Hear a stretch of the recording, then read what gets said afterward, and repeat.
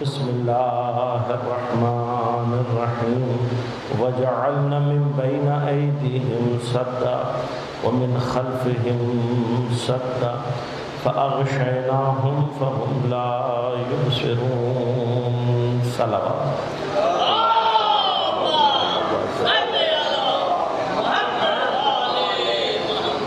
مومنین کرام، سامعین محترم، عزیزان گرام قدر، فلسفہ غیبت اور ہماری ذمہ داریوں کے عنوان سے آج ہم اپنی دوسری گفتگو میں داخل ہو رہے ہیں۔ کل آیت کے ترجمے اور تفسیر کی ذیل میں میں نے آپ کی خدمت میں عرض کیا کہ پروردگار ارشاد فرما رہا ہے وَجَعَلْنَا، ہم نے بنایا، من بین ایدیہم سدا، ان کے سامنے رکاوٹ کو، ومن خلفہم سدا، ان کے پیچھے کی جانب بھی رکاوٹ کو، فاغشیناہم، اس کے بعد ہم نے انہیں ڈھانپ دیا، فہم لا یبصرون، اب وہ دیکھنے والے نہیں۔ اللہ کس مقام پر آ کر انسان کے لیے یا کسی شخص کے لیے رکاوٹوں کو ایجاد کرتا ہے، کس مقام پر آ کر اللہ نہیں چاہتا کہ انسان صاحب بصیرت ہو، جہاں پر انسان اپنے گناہوں، اپنے نفس پرستی، شہوت پرستی اور دنیا پرستی میں اس قدر گم ہو جائے کہ پھر وہ پروردگار کی آیات کی طرف متوجہ نہ ہو، تو پروردگار بھی اس کے لیے ہدایت کے راستوں کو بند کر دیتا ہے۔ ایک مقام یہ ہے، کچھ افراد حجت خدا کی دشمنی میں اس مقام پر پہنچ جاتے ہیں کہ جہاں وہ اللہ کے نور کو بجھانا چاہتے ہیں، لیکن واللہ متم نورہ، اللہ اپنے نور کو کامل کرنے والا ہے، چاہے کافروں کو کتنا ہی برا لگے۔ تو ایک مقام وہاں پر آتا ہے کہ جہاں پر حجت خدا، میں نے عرض کیا تھا کل، الہی مدد کے ختم ہو جانے سے، مکہ میں پیغمبر کے لیے الہی مدد کا نام کیا ہے؟ جناب ابو طالب علیہ السلام۔ اب جب یہ الہی مدد نہیں ہے تو پیغمبر کس مقام پر آ گئے ہیں کہ جس کا دل چاہ رہا ہے پیغمبر کو اذیت کر رہا ہے۔ پیغمبر کے ساتھ اس 2 سالوں میں جو سلوک ہوا ہے، پوری نبوت میں پیغمبر کے ساتھ وہ سلوک نہیں ہوا جو اس 2 سال میں ہوا۔ لہذا پیغمبر اس 2 سال کے اندر پھر آخر میں پروردگار نے حکم دیا کہ اس زمین کو ترک کر دو، اور پیغمبر نے مکہ کو ترک کیا اور مدینہ کی طرف ہجرت کی۔ لیکن اس سے پہلے کا مقام شان نزول میں نے آپ کی خدمت میں عرض کیا کہ دشمن کیا چاہتا ہے؟ حالت نماز میں پیغمبر پر حملہ کرے، پتھر کوئی سر پر مارے اور آپ کو شہید کر دے، لیکن اللہ نے کیا کیا کہ ان کی بصارت سے اللہ نے پیغمبر کو چھپا لیا۔ کل ہی میں نے آپ کی خدمت میں عرض کیا تھا کہ اللہ نے لفظ ینظرون استعمال نہیں کیا، نظر کا لفظ استعمال نہیں کیا، یبصرون کا لفظ استعمال کیا۔ اردو میں اور عربی میں بنیادی طور پر جو فرق ہیں ان میں سے ایک یہ ہے کہ جو فصاحت عربی میں استعمال ہوتی ہے، ہمارے ہاں الفاظ کے اندر وہ فصاحت اور بلاغت اس طرح سے استعمال نہیں ہوتی۔ لہذا عربی میں 4 مادے ہیں جو صرف دیکھنے کے اوپر دلالت کرتے ہیں، 4 مادے جن کا معنی دیکھنا، اتفاق سے اردو میں کسی نہ کسی عنوان سے یہ استعمال ہوتے ہیں، لیکن ہم اردو میں ان کے درمیان فرق کے قائل زیادہ نہیں ہیں۔ ایک مادہ نظر، جیسے ہم عام طور پر استعمال کرتے ہیں، نظر کا نام، ادھر نظر کرو، نظر کمزور ہو گئی سے لے کر بہت سارے الفاظ، نون ظا رے۔ دوسرا مادہ جو عربی میں استعمال ہوتا ہے وہ بصر ہے، جس سے ہمارے ہاں معمولاً بصارت اور بصیرت کے 2 الفاظ اردو میں استعمال کیے جاتے ہیں۔ تیسرا مادہ جو عربی میں استعمال ہوتا ہے وہ رعا یرعا، جس سے کامن لفظ جو اردو میں استعمال ہوتا ہے وہ ہے رؤیت۔ اور اگر آپ پورے سال یہ لفظ نہ بھی سنیں تو رمضان کے شروع اور آخر میں یہ لفظ ضرور سنتے ہیں، رؤیت ہلال کمیٹی کے عنوان سے۔ رؤیت ہلال کمیٹی یعنی چاند کو دیکھنے والی کمیٹی، رؤیت یعنی دیکھنا۔ چوتھا مادہ جو عربی میں استعمال ہوتا ہے وہ شہدہ، جس سے ہمارے ہاں شہید، شاہد، اور عام طور پر جو لفظ استعمال ہوتا ہے وہ ہوتا ہے مشاہدہ۔ بہت ادبی لفظ استعمال کیا جائے تو کہتے ہیں کہ قبلہ آپ نے مشاہدہ فرمایا کہ کیا ہو رہا ہے؟ مشاہدہ یعنی دیکھنا۔ اب تفصیل ان کی میں بہت ڈیٹیل میں کبھی اور عرض کروں گا، صرف تھوڑا سا فرق بیان کروں گا، اور جو میرے اس وقت اس گفتگو سے مربوط الفاظ ہیں وہ نظر اور بصر ہے۔ نظر عربی میں آنکھ کی قوت کو کہتے ہیں۔ آنکھ کی قوت سے کیا مراد ہے؟ اگر آپ کی آنکھ صحیح کام کر رہی ہو، کھلی ہوئی ہو، روشنی موجود ہو، تو جو کچھ بھی آپ کی آنکھ کے اندر آ رہا ہے اس کا تعلق نظر سے ہے۔ جو آپ دیکھنا چاہیں وہ بھی نظر میں شامل ہوتا ہے، جو آپ نہ دیکھنا چاہیں وہ بھی نظر میں شامل ہوتا ہے۔ اب آپ سوچیں گے مثلا جو ہم نہیں دیکھنا چاہتے اس سے کیا مراد ہے؟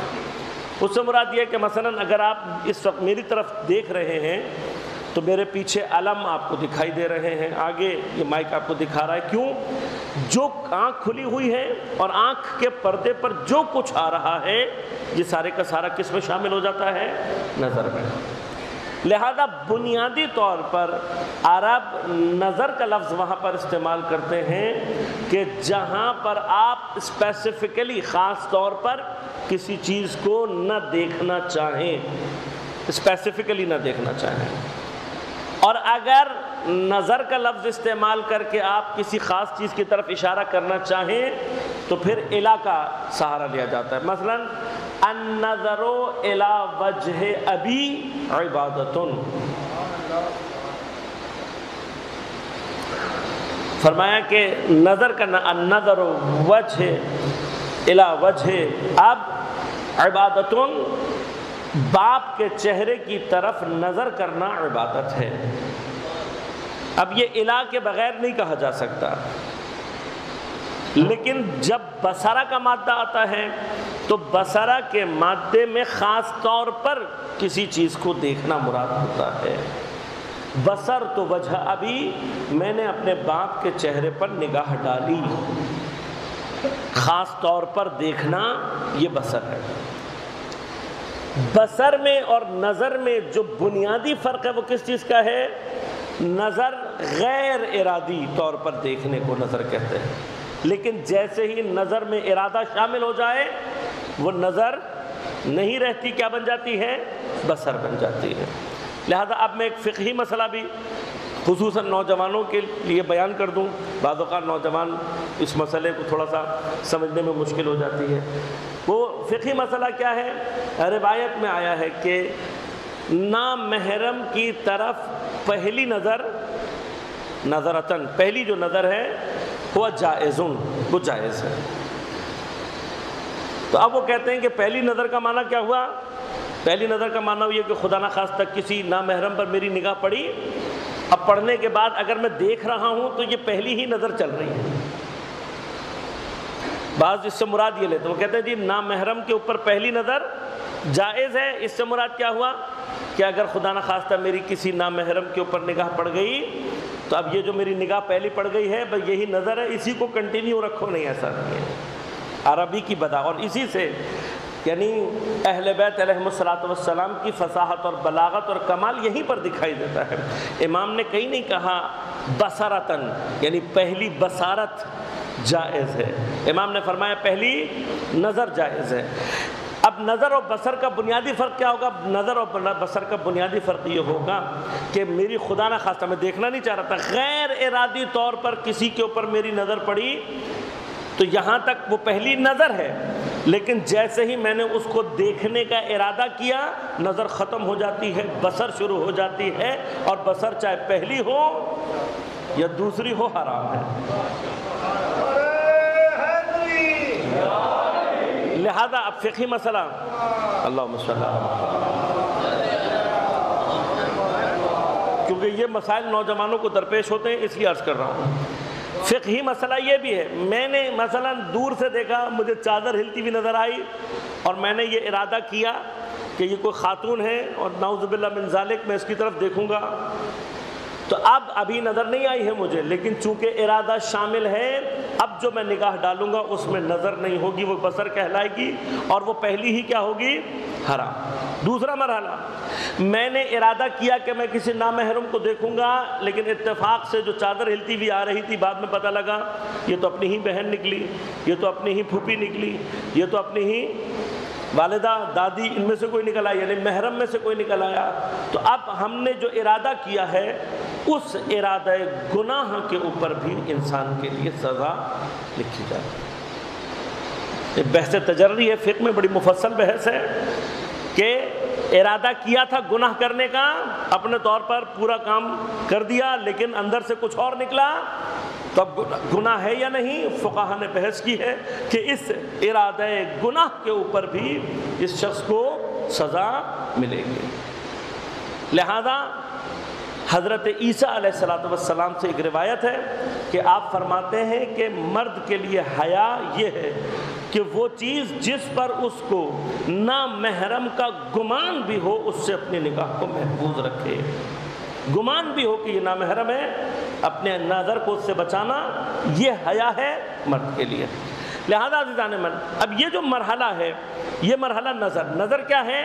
ان ایکٹیو ہے، یوں سمجھ لیں آنکھ کھلی ہوئی، مثلا انسان پریشان ہوتا ہے، اب بیٹھا ہوا ہے، آنکھ کھلی ہوئی کسی طرف دیکھ رہا ہے، ہزاروں نامحرم اس کی آنکھوں کے سامنے سے گزر جائیں، اگر توجہ نہیں کر رہا، قصدن نہیں دیکھ رہا، ارادتن نہیں دیکھ رہا تو گناہ نہیں ہے۔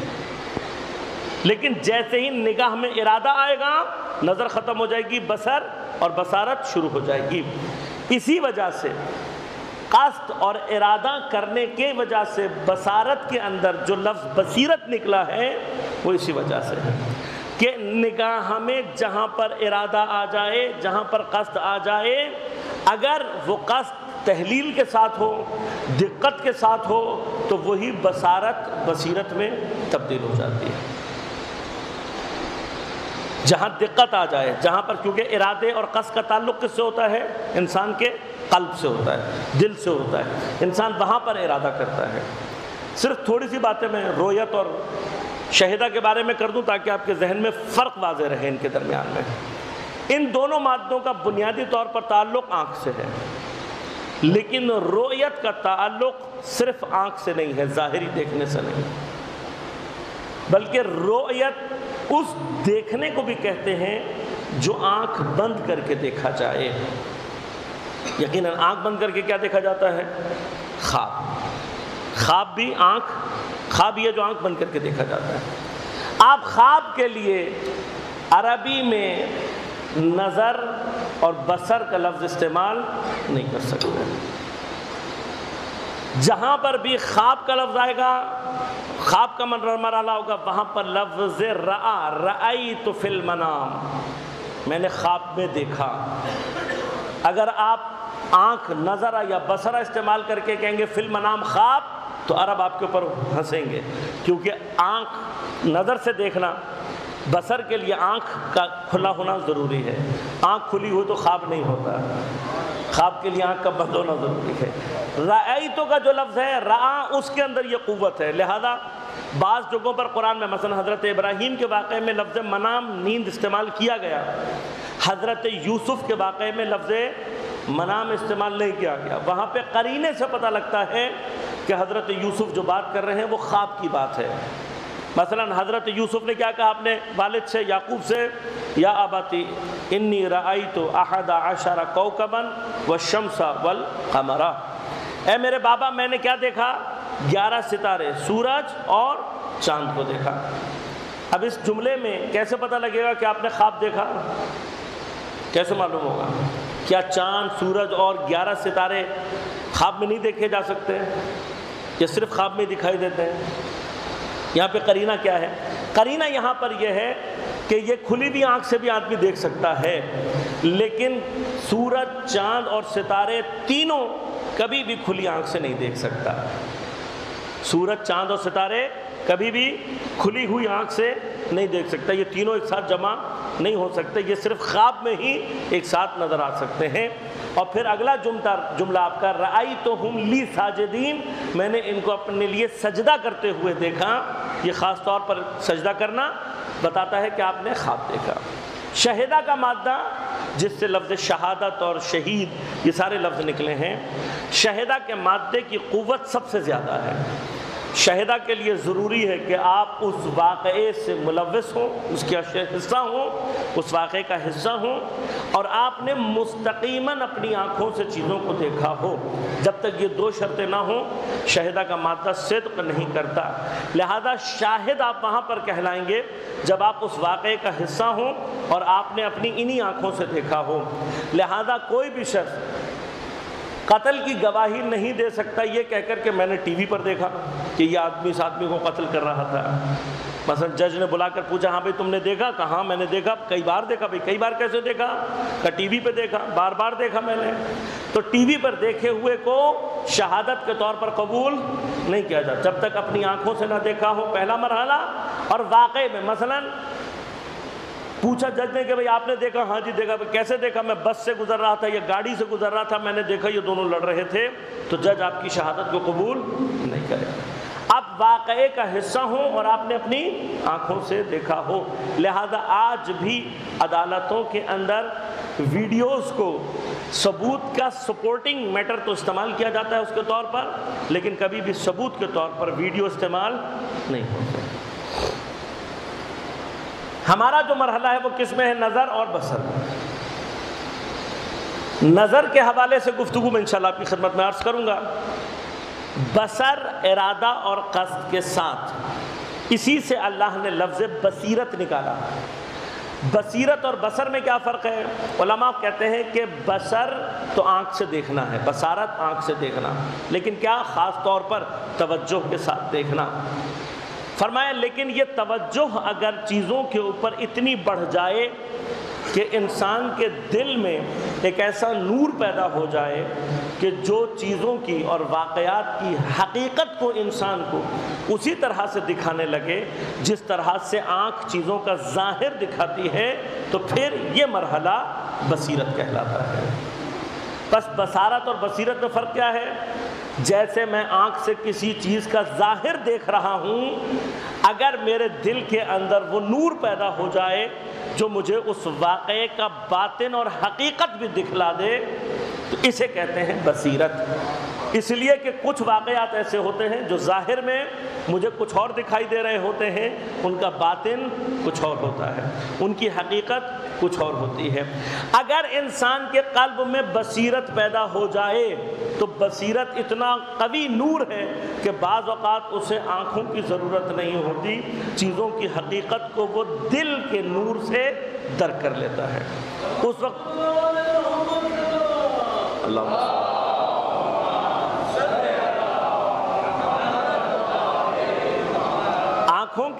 آنکھوں کی پھر ضرورت نہیں ہوتی۔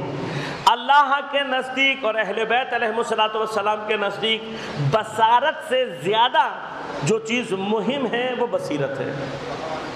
اہل بیت کہتے ہیں، روایت بھی موجود ہے، قرآن بھی موجود ہے ہمارے پاس، تقریباً پورے قرآن میں تقریباً شاید ایک آدھ کوئی مقام ایسا ہو کہ جہاں پر اللہ نے بصیر کے مقابلے پہ اعمیٰ عربی میں کہتے ہیں اندھے کو، نابینا کو۔ علماء کہتے ہیں شاید پورے قرآن میں ایک آدھ جگہ کے صرف ایک آدھ مقام کوئی ایسا ہوگا کہ جہاں پر اللہ نے لفظ اعمیٰ اس کے لیے استعمال کیا ہو جو کہ آنکھ سے نابینا ہو، آنکھ سے اندھا ہو۔ ورنہ قرآن میں واضح طور پر اللہ تعالیٰ نے اعمیٰ کا جو لفظ استعمال کیا ہے وہ دل کے اندھوں کے لیے استعمال کیا ہے۔ لہذا فرمایا لہم اعین، ان کے پاس آنکھیں ہیں لیکن ہم لا یبصرون، لیکن اس کے باوجود یہ دیکھتے نہیں ہیں، آنکھ ہوتے ہوئے بھی دکھائی نہ دے۔ لہذا امیر المؤمنین علی علیہ السلام سے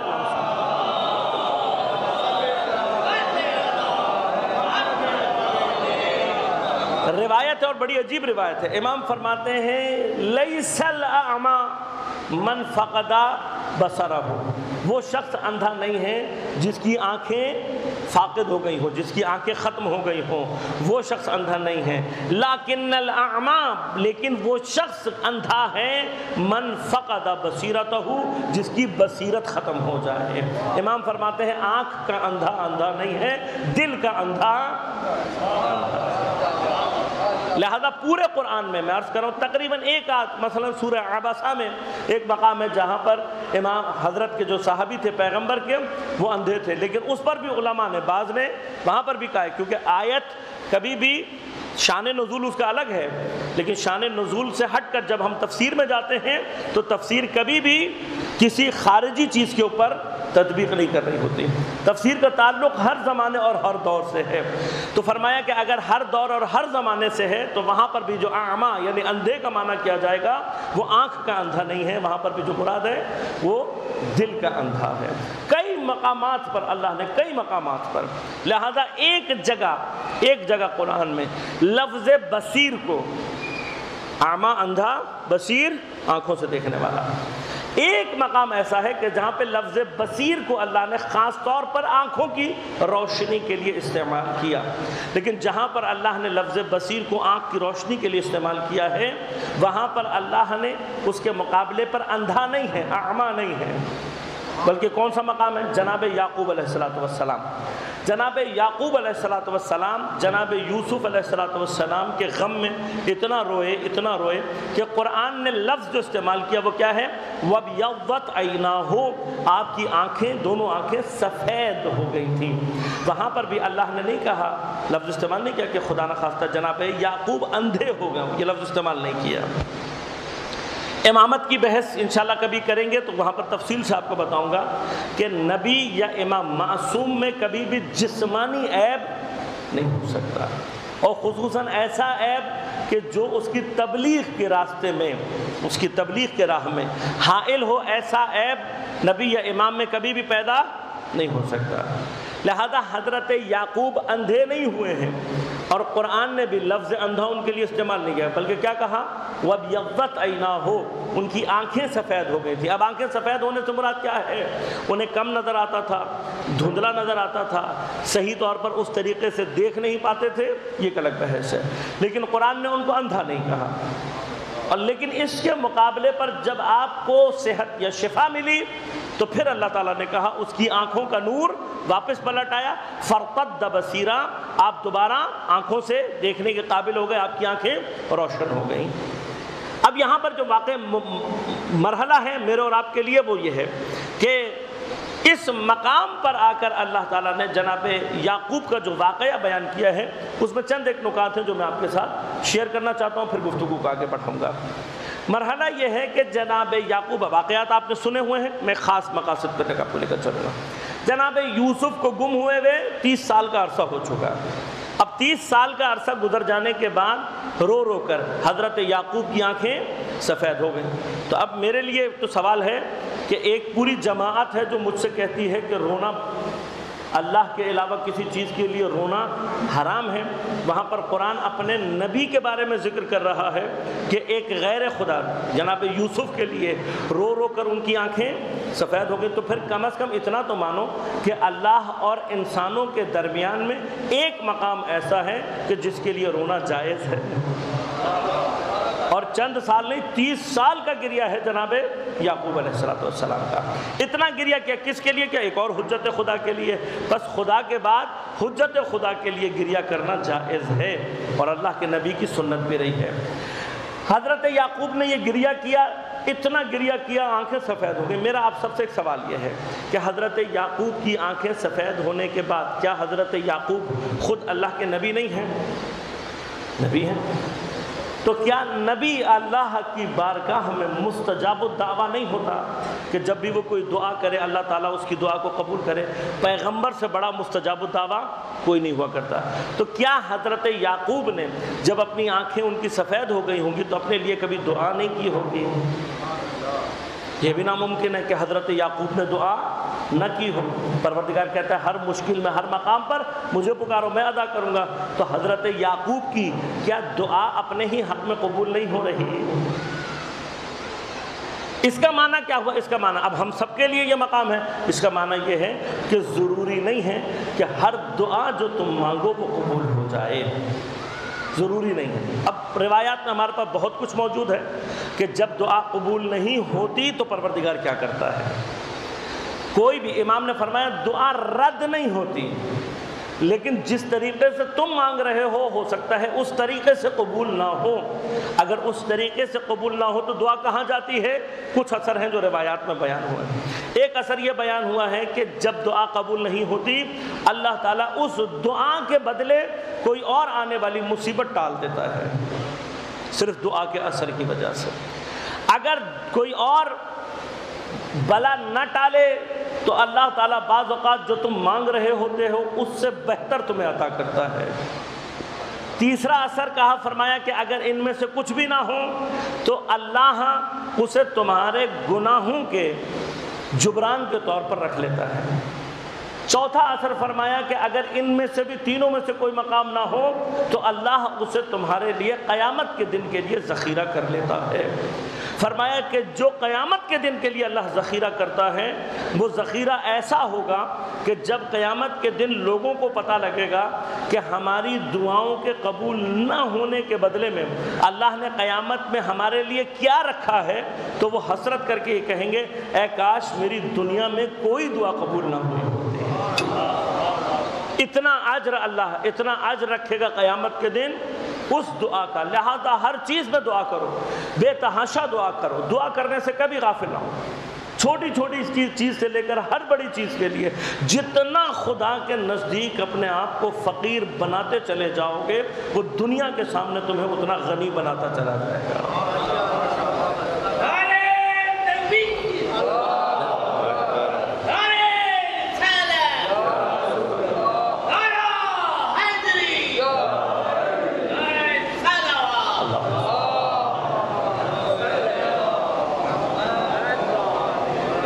لہذا اگر دنیا کے سامنے غنی بننا چاہتے ہو صرف اس کے سامنے فقیر بنو۔ اب حضرت کی دعا اگر قبول نہیں ہو رہی تو اس کے کچھ مقامات ہو سکتے ہیں۔ ایک مقام یہ ہو سکتا ہے کہ اب یہ بھی موجود ہے روایات میں کہ ضروری نہیں ہے کہ تمہاری دعا تمہارے اپنے حق میں قبول ہو، لہذا فرمایا کہ دوسرا جو حاجت تمہیں پڑے اس کے لیے دوسروں کے لیے دعا کرو۔ دوسروں کے لیے، ایک تو دوسروں کے لیے مانگی ہوئی دعا جلدی قبول ہوتی ہے، اور ثانیاً دوسروں کے لیے مانگی ہوئی دعا کا اثر خود آپ کے اوپر، یعنی اگر آپ چاہتے ہیں کہ آپ کی دعا جلد قبول ہو تو وہی دعا دوسروں کے لیے مانگیں۔ متوجہ، مثلا میں بیمار ہوں اور میں چاہتا ہوں اللہ مجھے شفا عنایت کرے تو مجھے دوسرے مریضوں کے لیے زیادہ دعا کرنی چاہیے اللہ مجھے جلد شفا عطا کرے۔ ہو سکتا ہے کہ حضرت اچھا پھر ضروری نہیں ہے کہ ہر چیز کا علاج دعا سے ہو، ضروری تو نہیں ہے، دعا اپنی جگہ، دعا کی اہمیت اپنی جگہ ہے، لیکن فرض کیجئے کہ ڈاکٹر موجود ہے اور میں اس کے باوجود دعا کر رہا ہوں تو بعض ایسے مقامات ہیں دعا کا ثواب مل جائے گا مجھے لیکن صحت نہیں ملے گی، کیونکہ ہو سکتا ہے میری صحت کو اللہ نے ڈاکٹر کے پاس علاج میں رکھا ہو۔ تو دعا اپنی جگہ پر ہے، علاج اپنی جگہ پر۔ تو ہو سکتا ہے کہ حضرت یعقوب کی دعا حضرت یوسف کی دعا میں لکھی ہو، تو جب حضرت یوسف کو پتہ لگا تو حضرت یوسف کو دعا کرنی چاہیے تھی اپنے بابا کے لیے کہ پروردگار میرے بابا کو شفا عنایت کر دے، لیکن قرآن نے بڑا ایک عجیب و غریب مقام لکھا۔ قرآن نے یہ لکھا کہ جناب یوسف، اب جناب یعقوب بھی نبی ہیں اور جناب یوسف بھی نبی ہیں، قرآن نے یہ کہا کہ نہ حضرت یوسف نے اپنے بابا کے لیے دعا مانگی، دعا نہیں مانگی، بلکہ حضرت یوسف نے کیا کہا، جب پتہ لگا کہ بابا کے ساتھ یہ مسئلہ ہے، آپ نے اپنے بھائیوں کو بتا دیا کہ میں یوسف ہوں، تو انہوں نے بتایا کہ بابا کی دونوں آنکھیں سفید ہو گئی ہیں، تو اب آپ نے اپنے بابا کے لیے دعا نہیں مانگی بلکہ کیا کہا، آپ نے کہا اذهبوا بقمیصی ھذا، میری یہ قمیص لے جاؤ، میری یہ قمیص لے جاؤ۔ اچھا ھذا کا مسئلہ جو ہے وہ یہاں پر یہ بھی ایک بیان کرتا چلا جاؤں، یہ جو ھذا ہے اس کے اندر قوت کیا ہے؟ ویسے تو ھذا اس میں اشارہ ہے یہ، لیکن اس کی قوت فصاحت اور بلاغت میں کہاں ظاہر ہوتی ہے؟ دیکھیے اگر حضرت یوسف یہ کہتے اذهبوا بقمیصی، میری قمیص لے جاؤ، تب بھی جملہ مکمل تھا، جملہ تب بھی مکمل ہے، بھائی میری قمیص لے جاؤ۔ یہ کہنے کی کیا ضرورت ہے کہ اذهبوا بقمیصی ھذا، میری یہ والی قمیص لے کے جاؤ؟ توجہ فرما رہے ہیں، دونوں جملوں میں فرق سمجھ میں آ رہا ہے۔ ایک جملہ ہے میری قمیص لے جاؤ، اور ایک جملہ کیا ہے؟ میری یہ والی قمیص لے کر جاؤ۔ ان دونوں جملوں میں فرق کیا ہے؟ عربی فصاحت اور بلاغت کے اعتبار سے فرق یہ ہے کہ جہاں پر اشارہ آ جائے، اشارہ، اس میں اشارہ مشار الیہ جس کی طرف اشارہ کیا جا رہا ہوتا ہے اس کو مشخص اور معین کر دیتا ہے، یعنی اب آپ اس کی جگہ کسی اور چیز کو لا نہیں سکتے۔ یعنی کیا؟ اگر حضرت کہتے اذهبوا بقمیصی، میری قمیص لے جاؤ، تو ہو سکتا ہے کہ کوئی یہاں پر اٹھ کر یہ کہتا کہ حضرت کا مقصد قمیص لے جانا نہیں تھا، یہ کنایہ تھا کسی بات سے، مثلا دعا کا کنایہ تھا، مثلا کسی اور چیز کا کنایہ تھا، یہ کنایہ تھا، ورنہ آپ نے وہ قمیص نہیں بھیجی۔ وسیلے کے جو منکر اتنے بہت سارے دنیا میں بیٹھے ہیں، جو قدم قدم پر یہ کہتے ہیں کہ غیر اللہ کو درمیان میں لانے سے شرک ہو جاتا ہے، بدعت ہو جاتی ہے، ان کے لیے جواب دے رہا ہوں۔ اگر یہاں پر حاضہ نہ آتا تو یقین کیجئے کہ یہ سب مل کر یہ کہہ رہے ہوتے کہ یہاں پر یہ جملہ کنایہ تھا، اشارہ تھا، ورنہ حضرت نے قمیص نہیں بھیجی۔ لیکن جیسے ہی یہ لفظ حاضہ آ گیا، اب حاضہ نے کیا کر دیا؟ قمیص کو مشخص اور معین کر دیا۔ آپ نے ایک خاص قمیص بھیجی ہے، اب دنیا میں کوئی طاقت نہیں ہے کہ جو قمیص کی جگہ کسی اور چیز کو لے آئے۔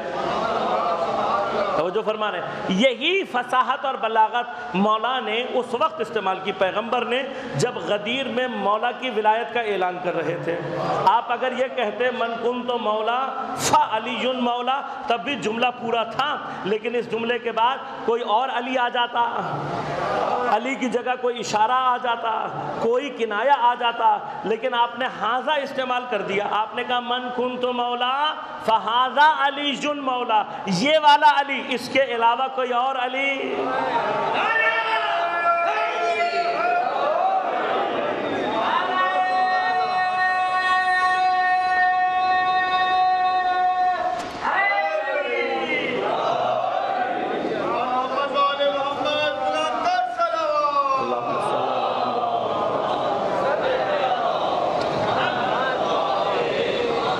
لہذا اگر مولا تلاش کرنا ہو تو پیغمبر کے اشارے کا مشار الیہ تلاش کرو، خود بخود تمہیں مولا مل جائے گا۔ حاضہ کہنے کا فائدہ کیا ہو گیا؟ اب پوری دنیا کبھی بھی نہیں کہہ سکتی کہ یہ جملہ کنایہ تھا، اس جملے سے علی سے مراد کوئی بڑی چیز تھی یا کوئی اور علی نہیں۔ جب کہہ دیا حاضہ تو پھر حاضر سے مراد کیا ہو؟ مشخص اور معین۔ اسی طرح سے حضرت یوسف نے کیا کیا؟ قمیص کے ساتھ کہہ دیا حاضہ یہ والی قمیص لے کر جاؤ۔ اب آپ اس قمیص کی جگہ کچھ اور لا نہیں سکتے، آپ کو ماننا پڑے گا کہ قمیص ہی تھی۔ تو اب وہ تمام کہ جو وسیلے کے منکر ہیں ان سے میرا سوال ہے، اس طرف بھی نبی ہے، اس طرف بھی نبی ہے، تو بھائی دعا سے کام کیوں نہیں چل رہا؟ دعا پیغمبر سے زیادہ تو کسی کی دعا قبول نہیں ہوتی، تو پیغمبر عمل کر کے بتا رہا ہے ہر چیز دعا سے نہیں ہوتی، بعض گناہوں کی بخشش کے لیے، بعض شفاؤں کے لیے چل کر جانا پڑتا ہے۔ اب یہ قمیص ہے جو مصر سے چل کر کنعان جائے گی، اور جب تک یعقوب کے چہرے پر گرے گی نہیں، یعقوب کے چہرے کو مس نہیں کرے گی، تب تک یعقوب کو شفا نہیں ملے گی۔ اور قرآن نے پورے لفظ استعمال کیے، کہا بشیر آیا، آنے کے بعد اس نے قمیص کو ڈالا، جب قمیص کو ڈالا تو فرمایا فرتد بصیرا۔ میں کہوں گا قرآن کبھی بھی اضافی لفظ استعمال نہیں کرتا، اشارہ کافی تھا، لیکن شاید یہاں پر خدا بھی یہ سمجھانا چاہتا ہے کہ میں نے لفظوں میں اس لیے استعمال کیا تاکہ کوئی درمیان میں شارٹ کٹ لگانے کی کوشش نہ کرے، کوئی معنی نکالنے کی کوشش نہ کرے۔ پورے واقعے کی ایک دیکھیے، حضرت یوسف علیہ السلام کے جتنے بھی واقعات استعمال، آپ پڑھیں کبھی ترجمہ پڑھیے گا جناب یوسف کا، تو آپ دیکھیں گے اللہ نے پورے واقعات میں سے جو بہت خاص چیزیں ہیں، مثلا زلیخا کے ساتھ آپ نے پتہ نہیں کتنے سال گزارے ہوں گے، لیکن اللہ نے صرف خاص موقع، خاص بات، اس سے اوپر کوئی بات نہیں کی۔ زندان میں آپ نے پتہ نہیں کتنے سال گزارے ہوں گے، لیکن جو خاص بات ہے اس سے آگے کچھ بھی بیان نہیں کیا۔ یعنی اللہ واقعات میں سے صرف مقام عبرت کو بیان کرنا چاہتا ہے، مقام سبق کو بیان کرنا چاہتا ہے، وہ جگہ جہاں اللہ کوئی پیغام دینا چاہتا ہے اس کو بیان کرتا ہے۔ پورے قصہ یوسف میں اس مقام پر اللہ نے پہلے تو کہا یہ میری یہ والی قمیص لے کر جاؤ، پھر فرمایا بشیر آیا، آنے کے بعد اس نے یعقوب کے چہرے پر قمیص کو کو ڈالا، جب ڈالا فرتد بصیرہ، تب یعقوب کی آنکھیں واپس آئیں۔ تو اب آپ کو زیارت کا فلسفہ سمجھ میں آیا کہ کیوں آپ کو زیارت کے لیے بلایا جاتا ہے، کیوں آپ کو طلب کیا جاتا ہے زیارت کے لیے؟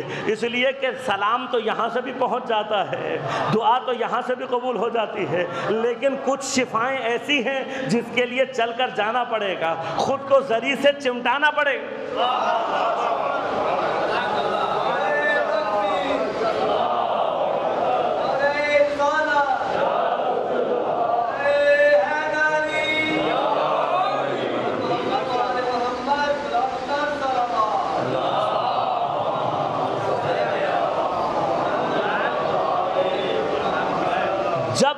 جب تک جاؤ گے نہیں، خود کو ذری سے مس نہیں کرو گے، تب تک ان بیماریوں کا علاج نہیں ہوگا، وہ والے گناہ تب تک نہیں بخشے جائیں گے۔ اس لیے تمام زیارتوں میں آپ جس بھی زیارت کو اٹھا کر دیکھ لیں، درمیان میں ایک مقام ضرور ایسا آتا ہے کہ جہاں پر آ کر فرمایا کہ اس دعا کو پڑھنے کے بعد اپنے آپ کو ذری پر ڈال دو، اپنے آپ کو ذری سے مس کرو، ذری کا بوسہ لو۔ کیوں؟ اس لیے کہ یہ تمام کے تمام مقامات وہ ہیں کہ جو انسان کے لیے مقام شفا بنتے ہیں۔ لہذا بعض لوگ جو کہتے ہیں وہ کہتے ہیں بھئی یہاں سے سلام قبول ہو گیا، سلام تو قبول ہو جائے گا، کوئی زیارت تمہاری ادھر ادھر نہیں جائے گی، لیکن علاج کروانا چاہتے ہو تو چشمے کے پاس جانا پڑے گا، پیاسے بنو اور چشمے تک جاؤ۔ تو پھر یہ مقام بس وسیلہ خود پروردگار، دو نبیوں کے درمیان میں جب یوسف کی قمیص وسیلہ بن سکتی ہے۔ اب یہ قمیص کتنی پہنی ہوگی حضرت یوسف نے؟ کیا بچپن سے لے کر جوانی تک ہر وقت پہنی ہو؟ نہ، کوئی بھی نہیں پہنتا، یقیناً تھوڑی سی مدت کے لیے، کچھ مدت کے لیے استعمال کی جاتی ہے۔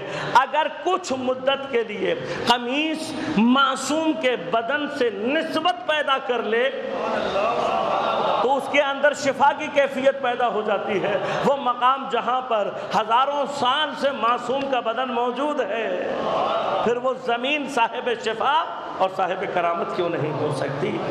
لہذا اس لیے دیکھیے تمام کے تمام یہ مقامات کیوں بار بار کہا گیا کہ قبے کے نیچے دعا قبول ہوتی ہے، ذری کے پاس دعا قبول ہوتی ہے؟ اس کی وجہ یہ ہے کہ معصوم کا وجود اپنے آثار کو رکھتا ہے۔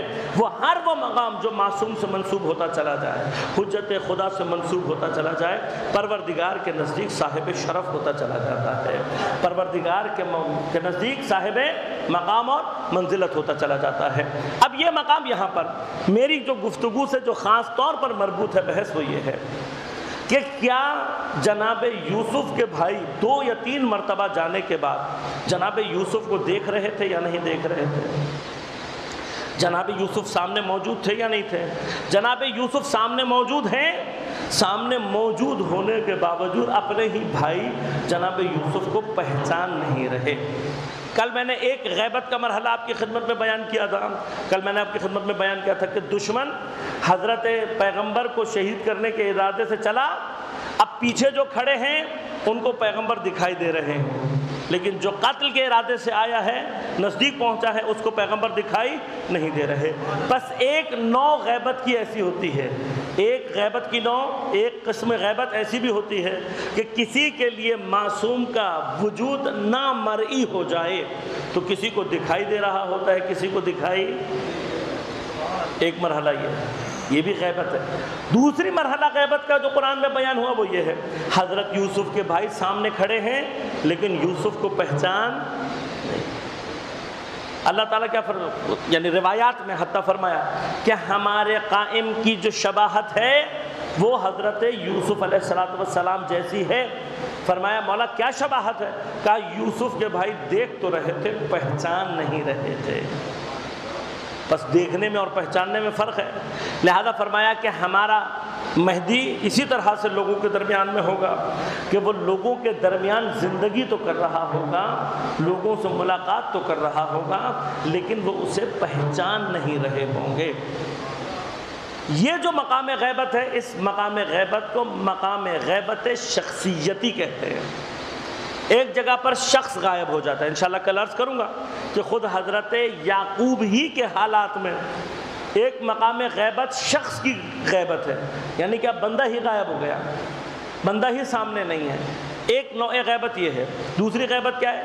جہاں شخص نہیں شخصیت غائب ہو جاتی ہے، سامنے کھڑے ہیں، دیکھ بھی رہے ہیں لیکن پہچان نہیں رہے۔ یہ نہ پہچاننا یہ دوسرا مرحلہ ہے غیبت کا۔ اقسام غیبت کو پھر میں انشاءاللہ تفصیلاً آپ کی خدمت میں عرض کروں گا، لیکن بصیرت کے مقام پر ایک مرحلہ آخری آپ کی خدمت میں عرض کروں اور آج کی گفتگو تمام۔ حضرت یعقوب کی ابھی آنکھیں کام نہیں کر رہی، وَبْيَضَّتْ عَيْنَاهُ، سفید ہو گئے، لیکن اب قرآن نے ہی کہا کہ جیسے ہی حضرت نے اپنے بھائیوں کے سامنے اعلان کیا کہ میں تمہارا بھائی یوسف ہوں، اب میں تمہارا بھائی یوسف ہوں، اسے کہتے ہیں اعلان ظہور شخصیت۔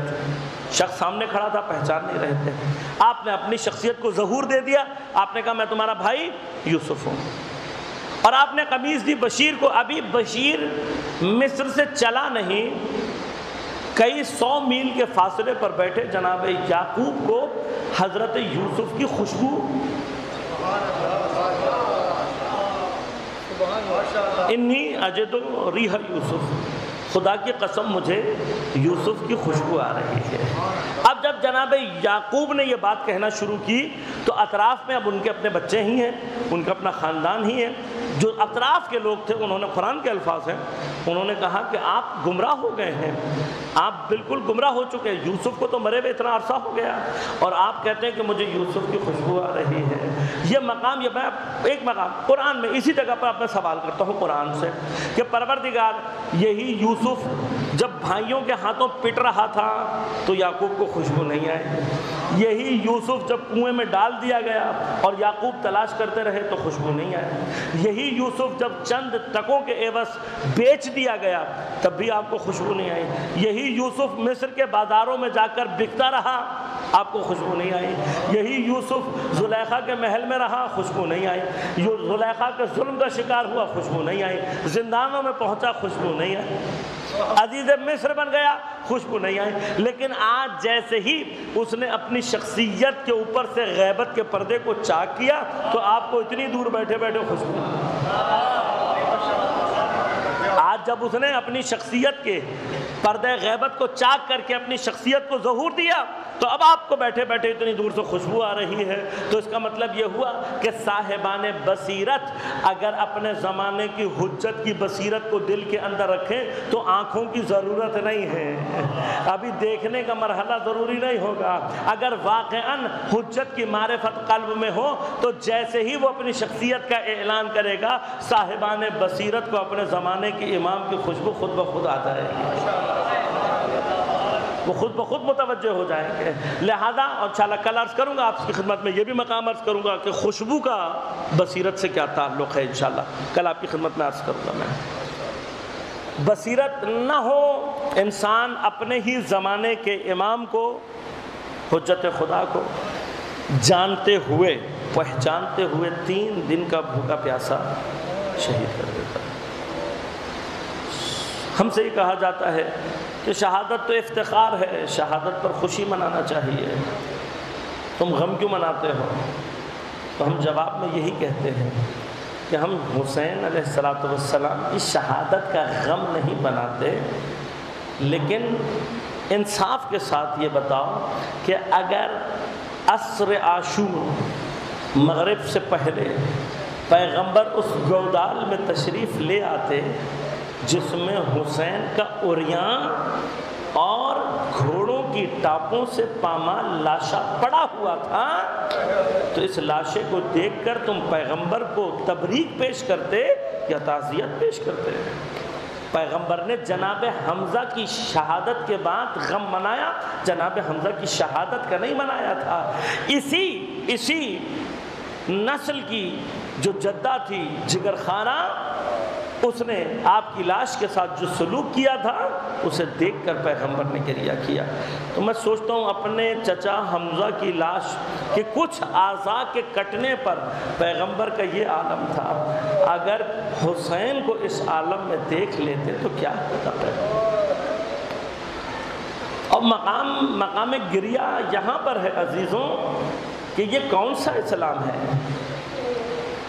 نبی کا کلمہ پڑھتے ہیں، نبی کے قرآن کو پڑھتے ہیں، اپنے آپ کو بظاہر مسلمان کہہ رہے ہیں، لیکن اپنے جنازوں کو دفنا دیا اور پیغمبر کے گھر والوں اور خصوصاً امام حسین کے جنازوں کو دھوپ میں اوریاں چھوڑ کر چلے گئے۔ ایک پورا دن اور 12 تاریخ کی دوپہر تک یہ جنازے دھوپ میں پڑے رہے۔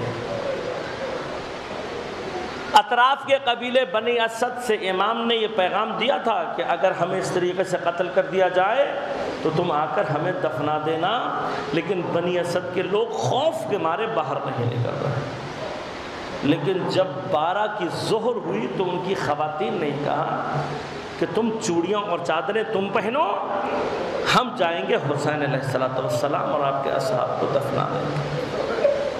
جب عورتوں نے غیرت دلائی تو اب یہ بیلچے اور کدال لے کر انتظام کرتے ہوئے مقتل میں پہنچے اور گنج شہیداں میں آئے تو اب حیران کھڑے ہوئے ہیں، اس لیے کہ یہی نہیں معلوم کہ کس کا جنازہ کون سا ہے۔ کسی بھی جسم پر سر موجود نہیں ہے، تو اب کیسے پتہ لگے کہ کس کا کون سا جنازہ ہے، کس کو کہاں دفنانا ہے۔ ابھی اسی شش و پنج میں کھڑے ہوئے تھے، ایک مرتبہ کوفے کی راہ کی جانب سے غبار اڑتا ہوا دکھائی دیا۔ یہ گھبرا کر ٹیلے کے پیچھے چھپ گئے کہ پتہ نہیں ابن زیاد کا، عمر سعد کا کوئی جاسوس نہ ہو جو اس مقام کا جائزہ لینے کے لیے آ رہا ہو، لہذا یہ ٹیلے کے پیچھے چھپ گئے۔ تھوڑی دیر میں دیکھا ایک بیمار اور نحیف سا جوان ہے جو آ کر مختلف جنازوں پر بیٹھ کر گریہ کر رہا ہے۔ اب جب اس جوان کو روتے ہوئے دیکھا تو ہمت کر کے باہر نکلے، اور باہر نکلنے کے بعد سلام کیا اور سلام کر کے پوچھا، اے جوان تو کون ہے اور ان جنازوں پر رو کیوں رہا ہے؟ میرے مولا نے رو کر کہا، ان تمام جنازوں کا اکیلا وارث میں علی ابن الحسین، امام سجاد، امام زین العابدین ہوں۔ اب جب انہوں نے امام کو دیکھا، ایک مرتبہ امام کو تعزیت پیش کی اور تعزیت پیش کرنے کے بعد کہا مولا ہم آ تو گئے تھے لیکن ہمیں معلوم نہیں ہو رہا تھا کس کا کون سا جنازہ ہے، کس کو کہاں دفنانا ہے۔ میرے امام نے کہا میں تمہیں بتاتا ہوں، آؤ دیکھو یہ جس کا بدن پامال ہے یہ میرے بھائی قاسم کا لاشا ہے، یہ جس کے سینے میں برچھی لگی یہ میرے بھائی علی اکبر کا لاشا ہے، یہ میرے بھائی اون و محمد کا لاشا ہے۔ ایک ایک مقام کو بیان کرتا رہا مولا، لیکن تاریخ کہتی ہے 2 جنازے ایسے ہیں جو حضرت سجاد نے تنہا دفنائے، لیکن دفنانے سے پہلے بنی اسد کے لوگوں سے یہ کہا کہ مجھے چٹائی لا کر دو، مجھے حسیر لا کر دو۔ ارے میرے مولا دفنانے کے لیے چٹائی کی ضرورت کیوں پڑ گئی؟ رو کر کہیں گے مولا ارے ایک میرے چچا عباس کا لاشا جب میرا مولا بے دست ہو کر زمین پر گرا تو عزادارا جب تک عباس کے بازو تھے کوئی خوف کے مارے جناب عباس کے نزدیک نہیں آتا تھا، لیکن جب بے دست ہو کے میرا مولا گرا، ارے شیر کے بازو کٹ گئے تو یہ سارے بے غیرت جمع ہو گئے، آواز لگائی جس نے صفین کا بدلہ لینا ہے، جس نے جمل کا بدلہ لینا ہے، جس نے علی سے اپنا بدلہ لینا ہے، یہ تلواریں لے کر جمع ہو گئے۔ حضرت عباس کے بدن پر اتنی تلواریں لگائی کہ جب حسین آئے بھائی کے جنازے کی حالت دیکھی تو حسین کو معلوم تھا عباس کا لاشا اٹھ نہیں سکے گا۔ ارے میرے مولا نے چٹائی میں جمع کر کے اپنے چچا کے بدن کو اتارا، دوسرا لاشا میرے مولا کے مظلوم بابا کا لاشا ہے۔ ارے عصر عاشور گھوڑوں کی ٹاپوں نے میرے مولا حسین کے جسم کو اس طریقے سے پامال کیا تھا کہ زیارت ناحیہ میں میرا امام سلام کر کے کہتا ہے میرا سلام ہو اس غریب پر جس کی دائیں طرف کی پسلیاں بائیں جانب چلی گئی، بائیں طرف کی پسلیاں دائیں طرف۔